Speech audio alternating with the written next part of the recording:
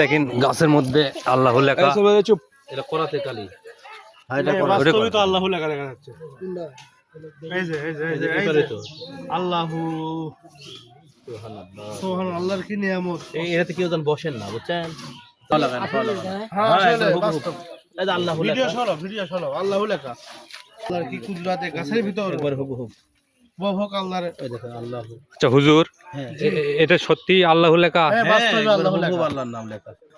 তো এর আগে তো কোনোদিন এরকম কোনো কিছু আপনার মনে হয়? হয় বুঝতের ভিতরেও অনেক সময় দেখা গেছে, গাছের পাতাতেও দেখা গেছে। আল্লাহ অলৌকিক ঘটনা সৃষ্টিকর্তার পক্ষ থেকে আলহামদুলিল্লাহ আমরা আজকে অনেক কিছু, যদিও আল্লাহ রাব্বুল আলামিনের কুদরত, বুঝছেন, এটা অস্বীকার করার কিছু নাই। কারণ আমরা হাদিসে দেখেছি আল্লাহ নবী বলেছেন যে গাছের পাতারা আল্লাহর জিকির করে, তাই না?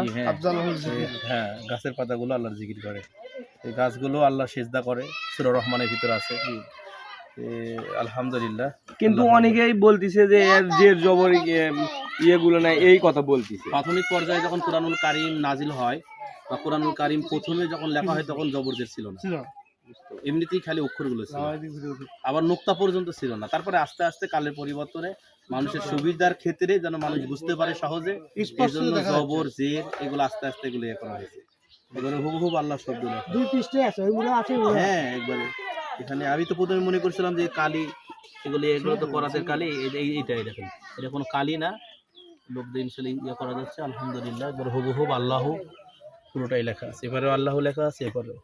হুজুর, এই পারে যদি কাজ কাটা হয় তাহলে তো এই পারেরটা এই পারের থেকে উল্টো হওয়া কথা, তাই না?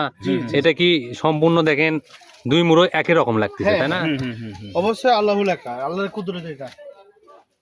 এটা মনে হয় মানুষকে বোঝানোর জন্য আল্লাহ তাআলা এরকম দিয়েছে। এটা মওলার পরীক্ষা চলতেছে।